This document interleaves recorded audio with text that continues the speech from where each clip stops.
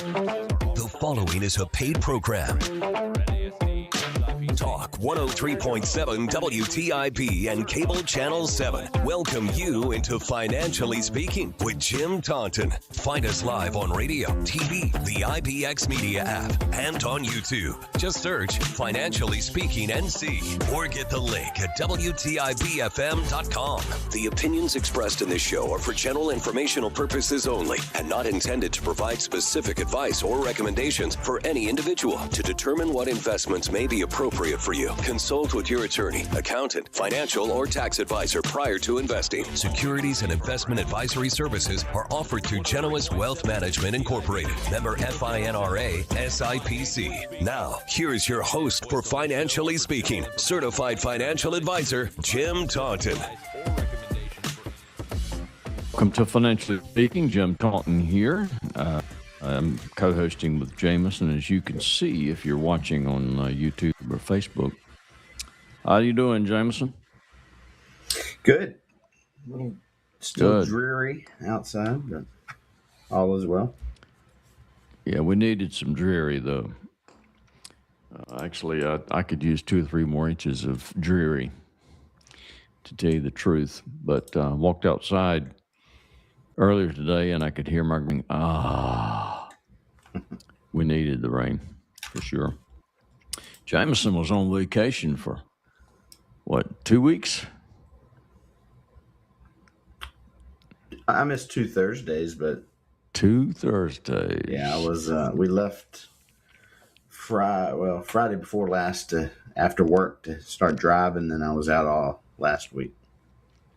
Yeah, he had a big time. He and his wifey and his son, Kim, they went to Bermuda and went to a Yankees-Dodgers game, this and that and the other thing. It sounded like a lot of fun. I wish I could afford a vacation like that. Maybe one of these days I'll get there. Jameson, big news. Louis Navellier is going to come on the program August the 20th. Louis has been on the show actually at least a half a dozen times, I would say. And I communicate with him on a regular basis now. This guy's a billionaire and is on every financial network known to mankind on a regular basis. I mean, he's extremely big time. I don't know why he takes the time for little old Jim in Greenville, North Carolina, but he does. He does. He's very responsive and known to be one of the best money managers and market prognosticators in the business. So, folks, you might want to put that in your calendar. August the 20th, Louis Navellier. So I'm looking forward to that. What's that? So that'll be neat. It'll be neat. Yeah, it always is. And we appreciate him taking his time. Yeah, he lives in Florida in this very exclusive neighborhood. It's near where Tiger Woods lives. He always talks about his neighbors. His neighbors are who's who in America. But anyway, he's also got a place in Arizona, which is where his business headquarters is. He's the other half you always hear talk about. That's how the other half lives. So he's the other half. But we've got some good things to talk about tonight, actually. I put something together based on a client case, and Jameson has put something together. Before we go to break, though, I wanted to make a comment or two. The market was down today. I mean, it's up and down, up and down, up and down, up and down. The volatility is just extremely high right now. And the question I would ask people is, do the goings-on in the Persian Gulf mean that good U.S. companies are less worthy of investment?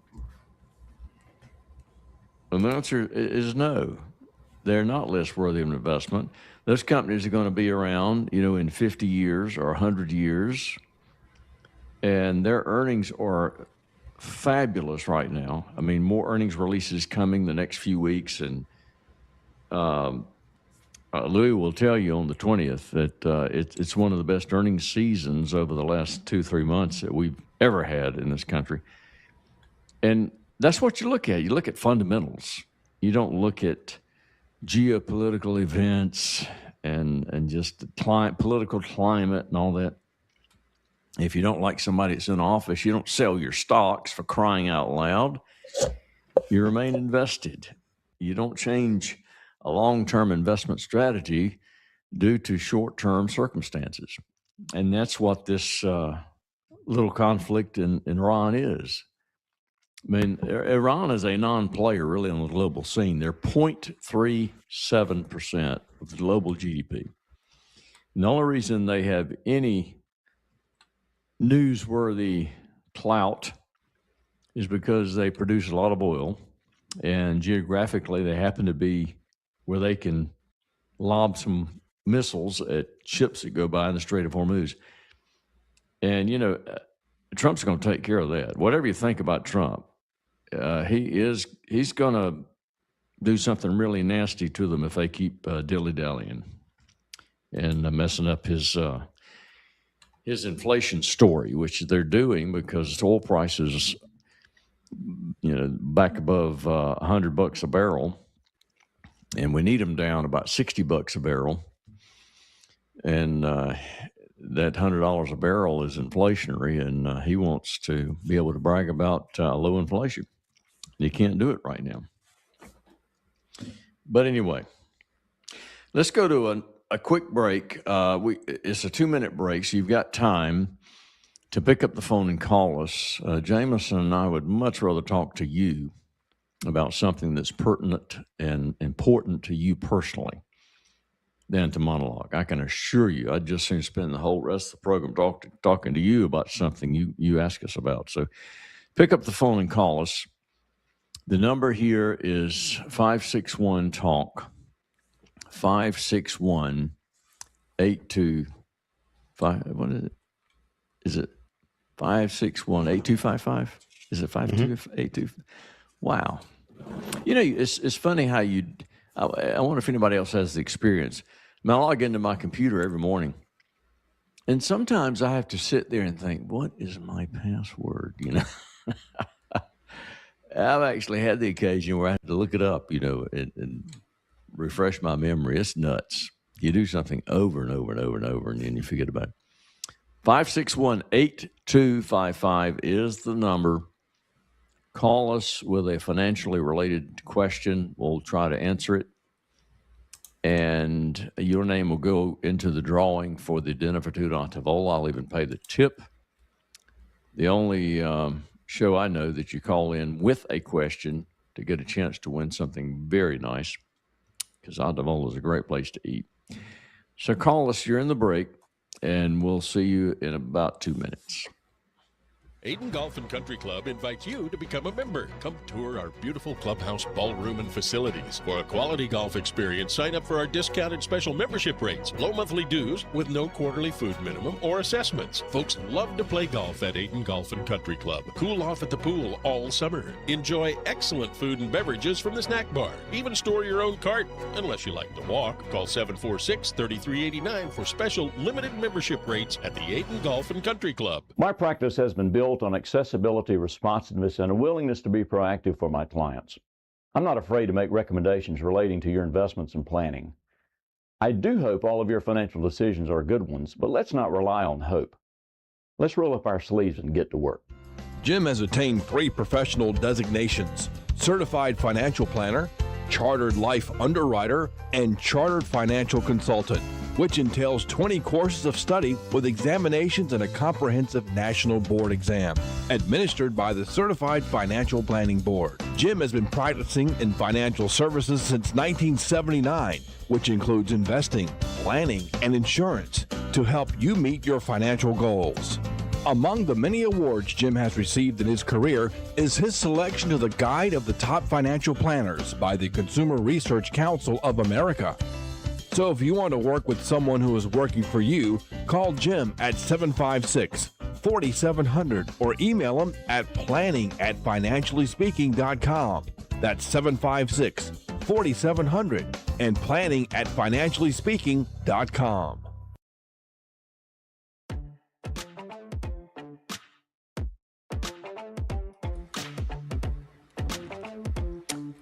Welcome back to Financially Speaking. Jim Taunton here, along with Jameson Taunton, my oldest son and the fruit of my loins. He has been with us for 14, 15 years now, I believe. Mm-hmm. And Jameson actually handles all of the new money that comes in and all the insurance-related business, and taking all that off my plate. I kind of oversee the project, but, he's capable. He has all the registrations with the SEC that I do, and also has 2 professional designations now, the Certified Fund Specialist, CFS, and Certified Annuity Specialist, CAS, and we talked about that a few weeks ago. And that's pretty impressive. Got them both at the same time. So you're studying for 2 at one time. All right. We have a call. Quick, kind of side note on that. As you know, I finally got those diplomas in the mail for both those. And, I've always heard good things about Shenandoah Graphics and framing, but had my first interaction and experience with them. And I know they're a listener of the show and listener of the station, a lot of Henry's shows. But went in there and got to interact with JR, and he's a good cool guy. Dude. Yeah, I mean, he I think I texted you. I said I think he could sell anything to anybody. Yeah, I mean, he knows what he's doing. He knows what he wants to do before he even gets it done. I mean, it's so I'm excited to get those in. He framed a photograph that I'd taken at a football game. I've got it up in my office. I actually did a fabulous job. Well, we have a caller, Jameson, and right. We know Waylon really well. Waylon, you're on the air. Go right ahead with your question. Hey, guys. How are you doing? We are doing better than we deserve, Waylon. Yes, sir. And welcome back, Jameson, from a hiatus there. Glad to I appreciate it. Hey, question. For some of us that are getting into the age group, if you would, between you, talk a little about like retirement tools that you may have, and maybe the differences between, I would say, the traditional investments and like the Roth investments, and more importantly, I guess for like myself, and that would be the tax advantages, or how to better shelter myself from spending or giving the government tax money so that they can do whatever they want with it. I'd rather do whatever I want with it. All right. First of all, thank you. you're welcome to stay on the air. And of course, you're in the drawing for the Identifitud Antavola if you gave the producer your number. Traditional versus Roth really means you're asking to compare a traditional IRA, pre-tax IRA versus Roth IRA. And Roth IRA, if you're beginning to accumulate money and you've got a choice to make, pre-tax, after-tax, Roth is definitely a viable alternative. Depends on if you want to get the write-off now or you want to save taxes on your distributions later in retirement. But there are some questions, about the validity of that as well. But if you've accumulated a good sum of money in a traditional IRA and you're contemplating whether to convert that to a Roth, don't.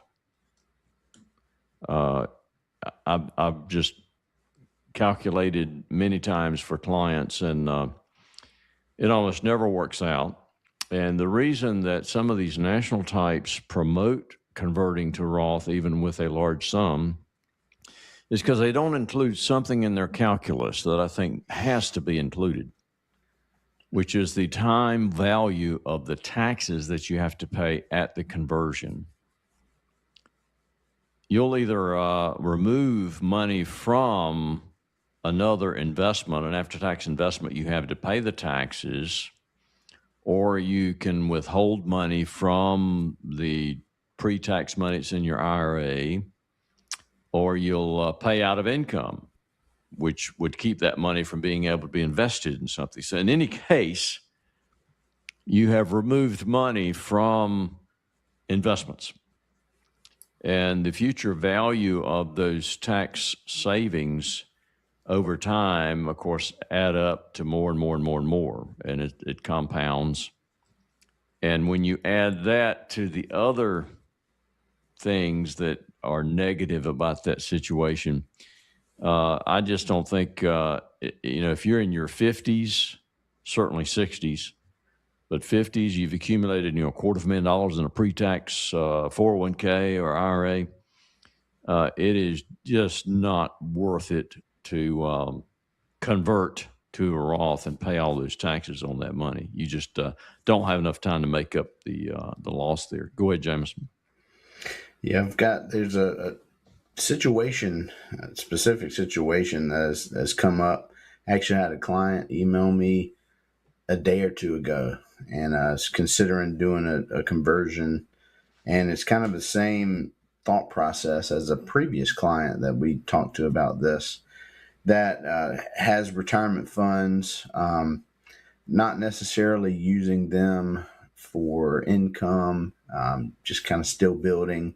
One of them is at the age where they're taking required minimum distributions, but their thought process is that majority of this money is going to be for beneficiaries. They're going to leave it to the next generation, and they're contemplating making the withdrawals and going ahead and paying the taxes for their children now versus leaving it to them and then having the tax burden when they make the withdrawals. One is just considering making withdrawals, paying the taxes, and reinvesting in an after-tax account. And then one is considering doing a Roth conversion. So we'll actually, me and you will be talking about that and helping them decide on whether that's a smart thing to do. So that's kind of a specific situation that's really come up. It is. To talk about that. And it certainly isn't a bad thing that a parent is talking about wanting to go ahead and pay the tax burden for the children so they can get some net money and to pay the taxes. But we definitely need to look at what that does in the future as far as the accumulation is concerned. We have to remove taxes, from the distribution to pay those. So I'm not sure, Waylon, if we hit directly on your question. It sounded like it. If nothing else, if what we said was a grenade, we'd probably at least hit the target with some shrapnel. So if not, call us back and we'd be glad to. Does that do it? Yeah, it was good. That was good. Good. I appreciate it. Okay, man. Hey, take care. And I appreciate the scenario there, Jameson. I think it brings to light a little of kind of what I was asking. Very good. Thank you. Well, good. Yeah, and we need to get back together, Waylon. And we met a little while back, but just to kind of a refresher, I think there were some things that you were doing on your end. So we need to get back together. Take care, Waylon. Yes, that's why I called the expert. You got it. Thank you. That's why we get paid the big bucks. Yeah. All right, man. Take care. Thank you. All right. Talk to you later. All right. I've got a case, sad, really sad. This lady, she retired from a local manufacturing plant, and she had been referred to me by some other people I had dealt with at the plant. Almost everything we do is by referral. And this was, 12, 14 years ago, something like that. And just a super nice person. Just have thoroughly enjoyed working with her. I really have. And about 4 weeks, 3 to 4 weeks ago, an attorney called me. This attorney was out of Windsor, North Carolina. And he said, Jim, I don't know if you're aware, but this person, my client, has gone into the hospital with this and that and the other. and they found out that she didn't have the problem she thought, but they discovered that she had something more serious, and they were going to have to do surgery, heart surgery. And she wanted to get some things right before she went under the knife. And I said, well, let's do it. And he told me what they wanted to do. So he actually came to Greenville, unusual attorney, by the way, great guy. And he came to Greenville with the paperwork necessary to make the changes. And we had to print some paperwork, too, to make changes. He picked up the paperwork. We discussed the case. He then went to the hospital. This client signed the paperwork, made the changes in beneficiary designations that she wanted to make. And about 3 weeks later, she was gone. She had her surgery, and she did not make it. And it's funny, not funny. Lord have mercy, please. Don't take me. Don't take an excerpt of what I just said. Ironic. Yeah, funny and ironic sense of the word. Things happen in threes, they say. Just today, we had 3 calls telling, I think it was maybe 1 yesterday and 2 today. We had 3 calls telling me the clients had died. Unbelievable. But anyway, so let me tell you what this client did in anticipation of this horrific event. And it's something that you might need to consider. Her husband has dementia. And she did not have dementia when we opened these accounts. She established her beneficiaries. And her husband, of course, was the primary beneficiary on most of her money. And so she was thinking that she probably didn't really need to leave the money directly to him since he had dementia. Matter of fact, if he doesn't have full capacity anymore, the court would not even honor a beneficiary designation. It'd be like leaving it to a minor child. So she talked with her attorney, and what she wanted to do, which I certainly agreed with, was to change her will so that there was a testamentary trust provision in the will. When you put testamentary in front of anything, it means it's after death, essentially. That's why we have the New Testament. The New Testament is something that was solidified and written in stone after the death of Christ. When he shed his blood, the blood's what solidified the New Testament. The New Testament in my blood is the full phrase. And so she wanted a testamentary trust. So the trust would not exist until her death. And at her death, a trust would be created to house all of her financial assets for the benefit of her husband who has dementia. So we had to change the primary beneficiary designation on all of our accounts to the trust under will, or the testamentary trust of XYZ client for the benefit of so-and-so. And that way the money would go into the trust, and then she would have verbiage written already in the will that said, all right, this trust is going to be created, this money's going in, and this is how I want that money governed. I want the trustee of this trust, and she had to name, a trustee and also a secondary trustee, and sometimes they do a tertiary trustee in case people can't fulfill, their obligations. And it just so happens that her sister was the trustee, and her sister lives out of state. So the trustee, the assets are going to the trust, and then the verbiage in the will that governed the trust document, the creation of the trust, would say something like, I want my trustee to have access to this money, and I want them to be able to make withdrawals for the benefit of and care health care and food and clothing and housing and all that for my husband for as long as he lives. And since he had dementia, she probably didn't have a provision in the will for him to receive, like half of the corpus or principal at certain times, like we do when it's minor children we're talking about. So there are ways to control your financial assets after you're gone. It's like reaching up out of the grave and making sure that things are done like they're supposed to be done and people are taken care of. If she had not done that, it would be a mess because her husband would not be capable, would not have the capacity to handle money.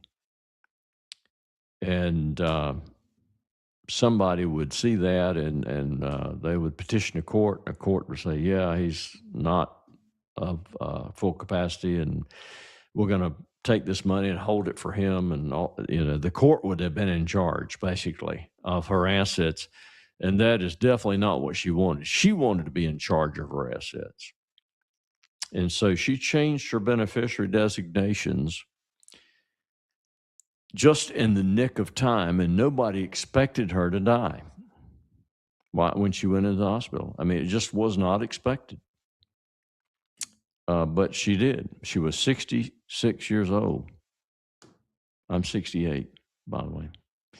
She was 66, young lady, and in good health up until the time. So you need to be thinking about and considering the disposition of especially your financial assets. What do you mean by that, Jim? IRAs, investment accounts, CDs, savings accounts, money market mutual funds, everything that has a dollar sign in front of it, essentially. When I say financial assets, I'm not talking about cars. I'm not talking about real estate, things like that. But we definitely want the money assets taken care of. And if you do it properly, the disposition of those assets after your death is almost instantaneous. It goes where they need to be almost immediately. Within a week or two, they have access.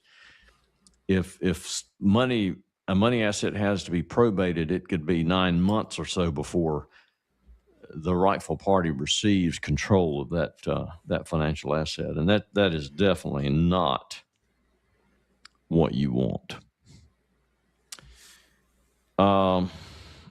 Jameson, I have talked right through the program. Yeah, there's hardly enough time to hit another subject. I'll tell you what, let me spend a minute and give people contact information, because we do like to do that, don't we? Save what you put together for next week. Jameson was going to talk about the markets. And no, not in a week. What may happen for the remainder of the year in the markets. It should be something that you want to hear. And you can add that to all the other information you have and make good decisions, hopefully, about your investments with your advisor that you are working with. And if you want to get a second opinion on investments or insurance, anything financially related, we'd love to sit down with you. And there's no obligation, there's no cost for sitting down with either of us and talking. Number at the office is area 252-756-4700. 756-4700. Give us a call, schedule an appointment. Love to chat with you. Anytime. And Jameson, we got music. That means we're out of time. Yep. So as always, this is Jim and Jameson helping you make all of your financial decisions good ones. Good night, everybody.